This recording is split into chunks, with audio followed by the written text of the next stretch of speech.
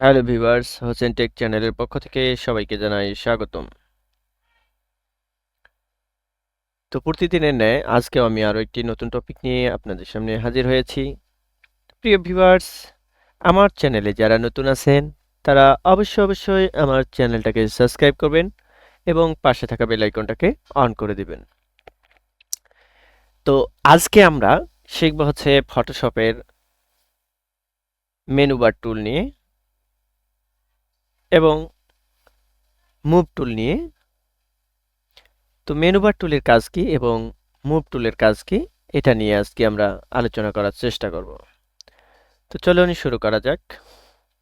তো আমি Photoshop open করলে এরকম একটা ফিচার পাবো।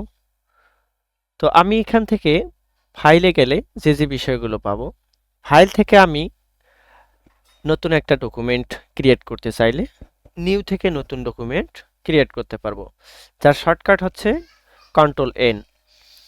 এবার ওপেন থেকে আমি কোনো ডকুমেন্টে যদি কাজ করে থাকি, মনে করেন কোনো ডকুমেন্টে আমি কাজ করেছি, সেই ডকুমেন্টটা সম্পূর্ণ হয়নি, অসম্পূর্ণ রেখে সেভ দিয়ে রেখেছিলাম কোনো ব্যস্ততার কারণে। তো এখন আমি চাচ্ছি যে এই ডকুমেন্টটাকে ওপেন করে কাজ করব।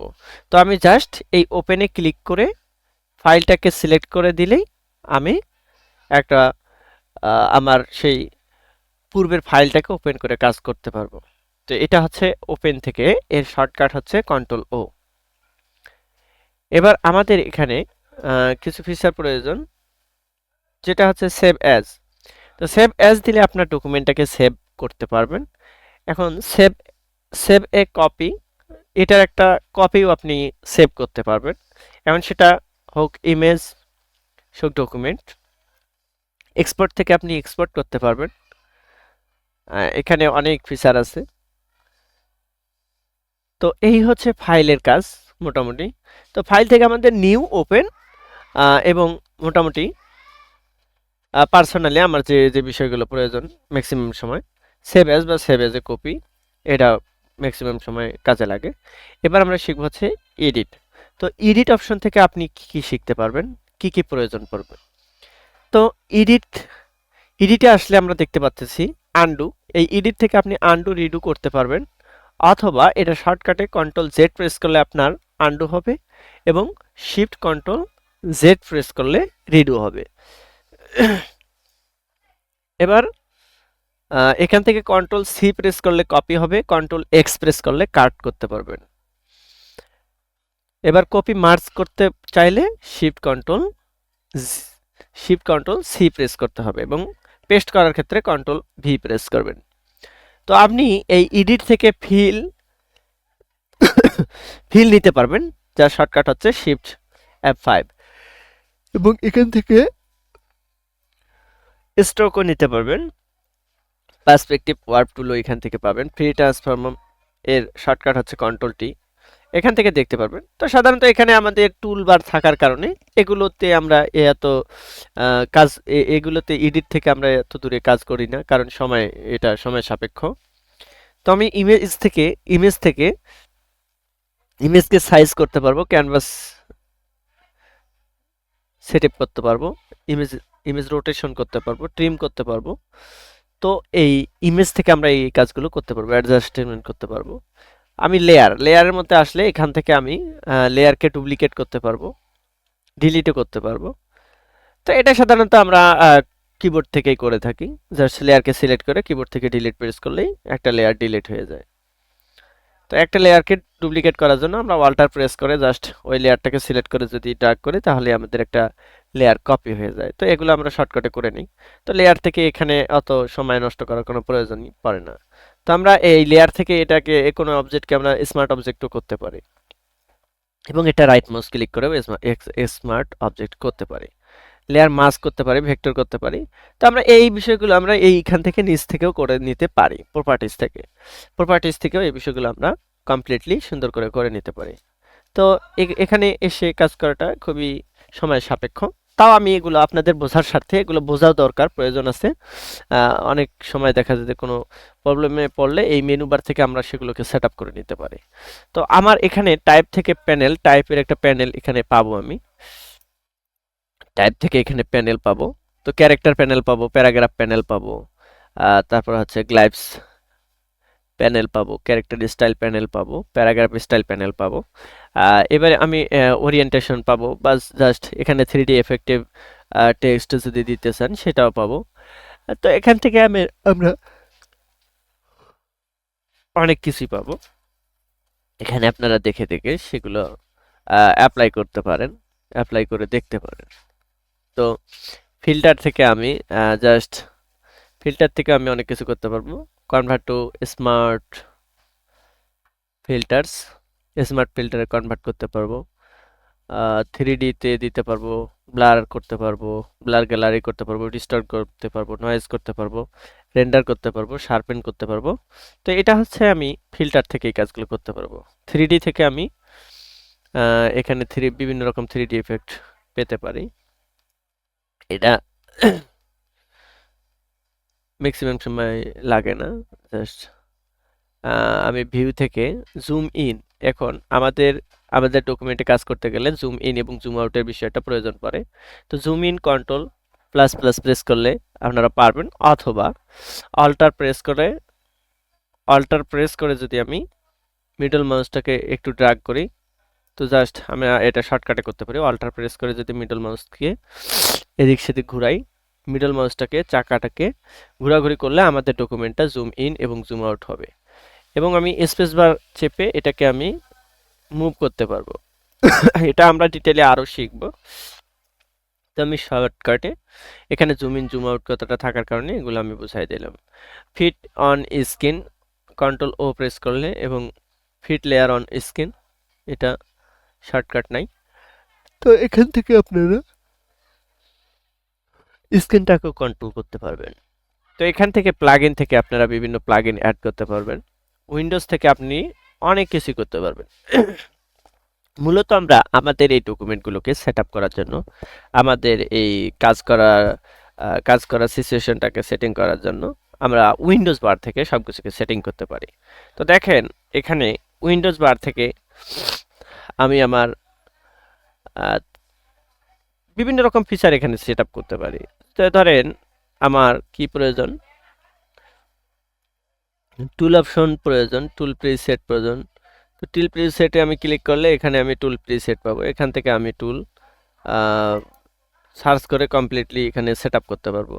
আমি চাচ্ছি উইন্ডোজ থেকে, দেখেন আমার লাইব্রেরি ম্যাটেরিয়ালস নেই, তো আমি এখান থেকে ম্যাটেরিয়ালস নিতে পারতেছি জাস্ট উইন্ডোজ বার থেকে। মনে করেন এটা চলে গেল, কেটে দিলাম। আবার আমি উইন্ডোজ বারে যদি আসি, সব রকম সিস্টেম এখান থেকে আপনি পাবেন।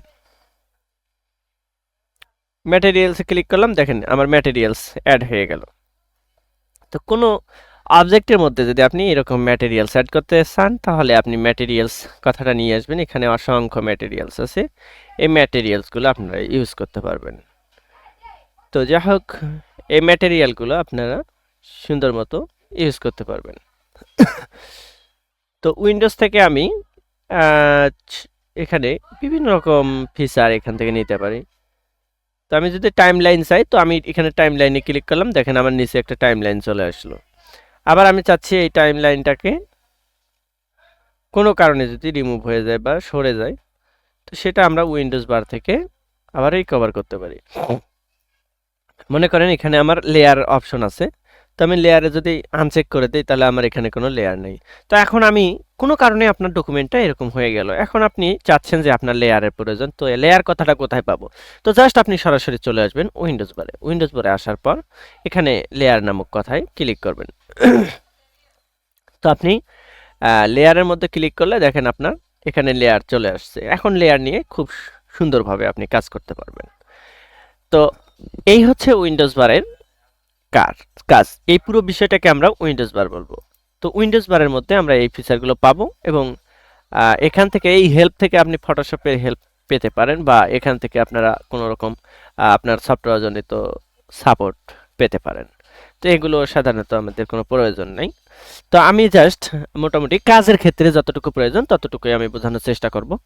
তো আজকে আমি জাস্ট মুভ টুল নিয়ে কাজ করব, এবং মুভ টুলের কাজটা আপনাদেরকে দেখানোর চেষ্টা করব। তো আমি সেই স্বার্থে একটা শেপ ড্র করে দেখাবো। তো আমি একটা শেপ ড্র করলাম, এর একটা কালার আমি দিয়ে নিলাম। এবার আমি মুভ টুলকে সিলেক্ট করার পর যদি এটাকে আমি জাস্ট এভাবে মুভ করি, জাস্ট সিলেক্ট করে যদি মুভ করি তাহলে এটা মুভ হচ্ছে, যে কোনো কোথাও আপনি মুভ করতে পারতেছেন। এই হচ্ছে আমাদের মুভ টুলের কাজ। তো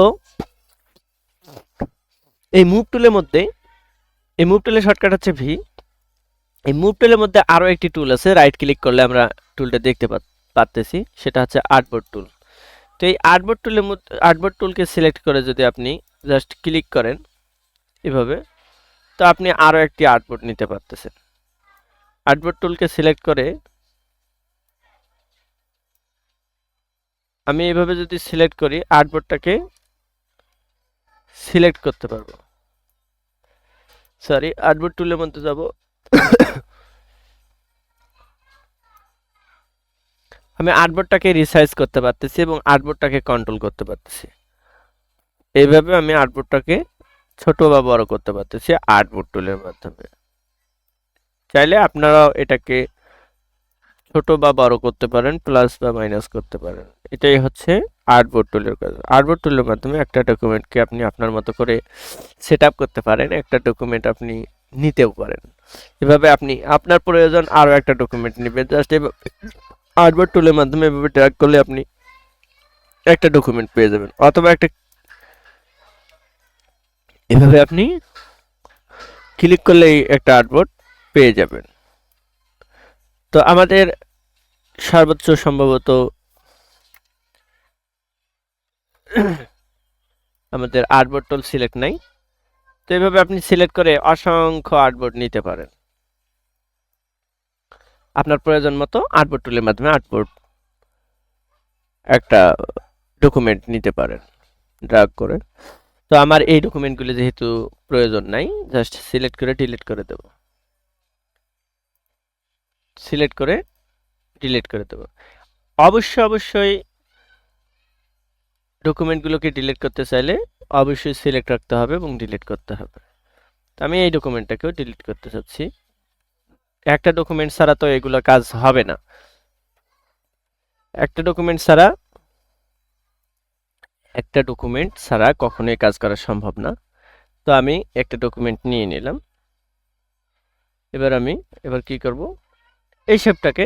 তো মোটামুটি আজকের ক্লাস এই মুভ টুল থেকেই, যেহেতু আমি বলেছি, তো এই মুভ টুল থেকেই আমাদের আজকের ক্লাসটা শেষ। পরবর্তীতে আমি পরবর্তী ভিডিওগুলোতে পরবর্তী বিষয়গুলো নিয়ে আলোচনা করব। তো আজকের ক্লাস এই পর্যন্তই। সবার সুস্বাস্থ্য কামনা করে, সবার দীর্ঘায়ু কামনা করে আজকের ক্লাস এখানেই শেষ করছি। ধন্যবাদ সবাইকে। তো পরিশেষে বলবো, ভিডিওটা যদি ভালো লেগে থাকে অবশ্যই আমার ভিডিওটাতে একটা লাইক করবেন এবং ভিডিও সম্পর্কে আপনাদের কোনো মতামত থাকলে আপনাদের সেই মূল্যবান মতামত কমেন্ট বক্সে জানাবেন। ধন্যবাদ সবাইকে।